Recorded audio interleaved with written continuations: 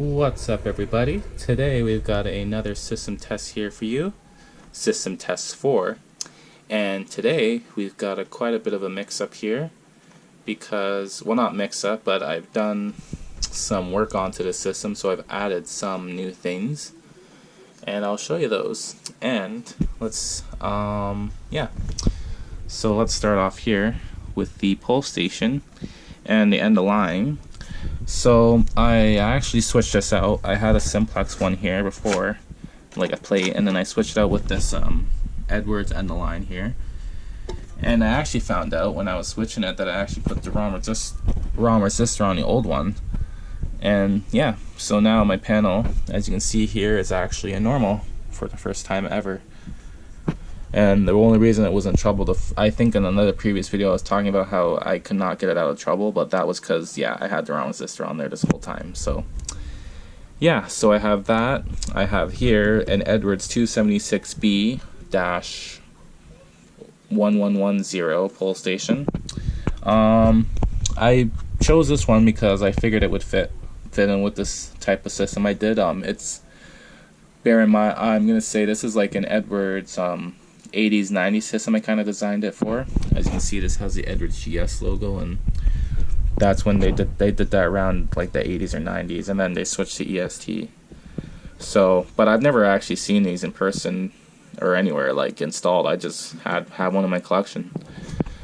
So then we'll move on up to the other part of the detection circuit I added on, and I've got two detectors here, a smoke and a heat. Here you've got the Edwards 6249C, I believe. Smoke detector, not a heat detector. This one is it's a pretty old detector. I'd say they're from the 80s, and they kind of suck because when I tried this on my system, I always have to like literally turn off the system because it gets stuck in alarm because it doesn't reset for whatever reason. And then here I have my Edwards 281C heat detector, which is recalled because they don't go off or something like that. But I took use of this one that I actually took this out of a hospital. Part of a project we did. It was like over 100 heat detectors we like replaced. It was crazy. Yeah, I took that one out and kept that one because we threw a whole ton of them. But yeah, so the signals here, my two little favorite bells, the Edwards 333D fire bells, my absolute favorite. And that's only because I grew up so much with them in my life, because yeah, I went to an elementary school that had them for like 5 years and then yeah, 5 or 6 years I think, and then we switched to the Mercom system for like 3 years, and then I went to a high school, and my high school had an old system like this, and it still does actually to this day. Still has the single shook bells in there, and I've been keeping my eye on it because I want to get it. But anyway, yeah, so I have these, and I got these from an auction. I think they were using a 2-stage system before. And then a couple things I'm going to show you. What we're going to do with the system test today is I'm going to show you the inside of this panel a little more because someone was asking about it. I'm going to test the pull station, test the smoke detector, and test the heat detector on battery power, as I have 2 batteries in there. And yeah, and then also someone was also asking about why my board is always in a messy spot. That's just because honestly I'm just kind of lazy to move it. It's a pretty heavy board. It has the bells itself are heavy, and the panel and everything. And then my room, this is my room here, and I'm living with my parents right now, but that's just because I'm trying to save up for a house, and I don't really want to rent because I feel like rent's a waste of money. And with renting, I'd have to share a space, and you can't really do videos like this when you're sharing a space with other people versus when you have your own place or with your parents, because they don't really care.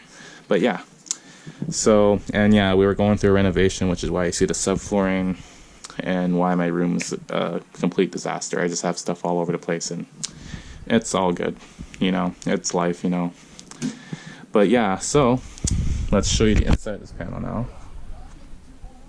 Quickly. Try to be quick here. So here you just got the basic instructions, the initiating circuit, a signal circuit. Does it in French as well because we're in Canada, so it has to do it in French.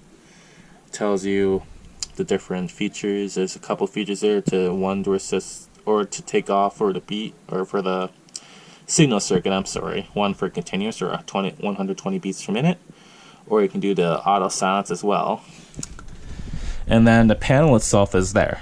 You see that little green strip? That's the panel, just this here. That's the main motherboard. So you have the buzzer there. You've got, you know, your main connectors there. Then it's all the main circuitries covered up there.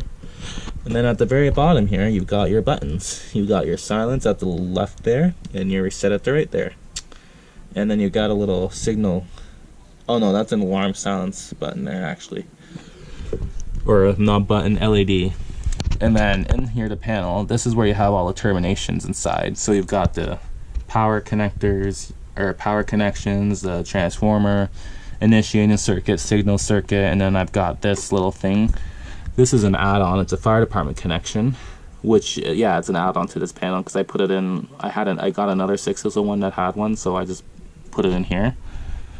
But yeah, that is my inside of the 6601 for anyone wondering. And yeah, let's get this test going. Before I do, let me put in my headphones here, because these bells are loud as hell. Alright, so let us get to the pole station first.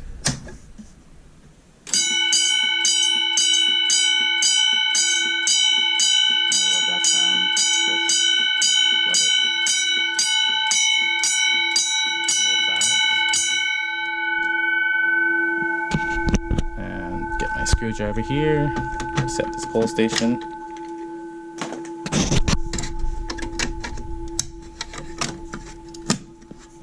And we'll reset the panel, and I'll show you that. So I press the button, all three lights go on, now you know it's reset. Should be normal, good. Now, we're gonna do the smoke detector. This one I'm probably going to have to turn off my panel after because it's not going to reset it for whatever reason, because I don't think the initiating circuit turns off the power and it resets. So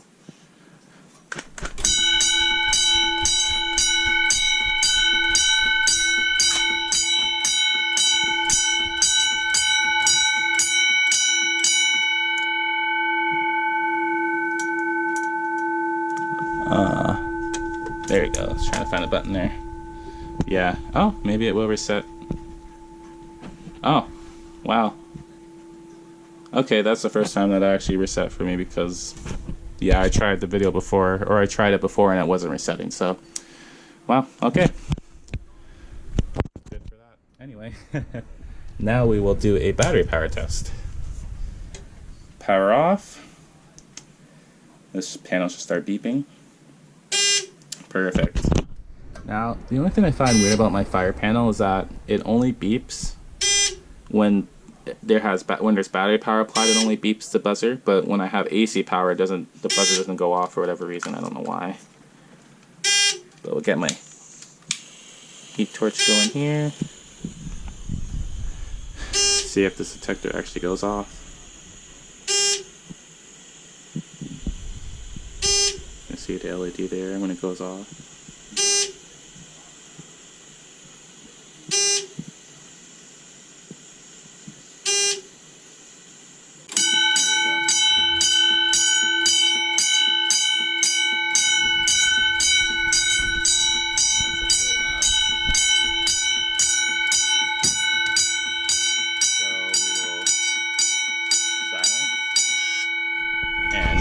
I will show you as well. You'll see, oh, it's not on, but, oh, yeah, there it is. You see it's flashing the alarm silence LED. And then we will reset.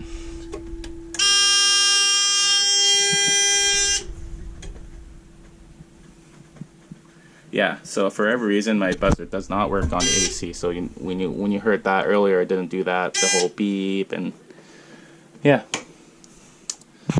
But there you have it. That is my system test with my new devices and new NAC.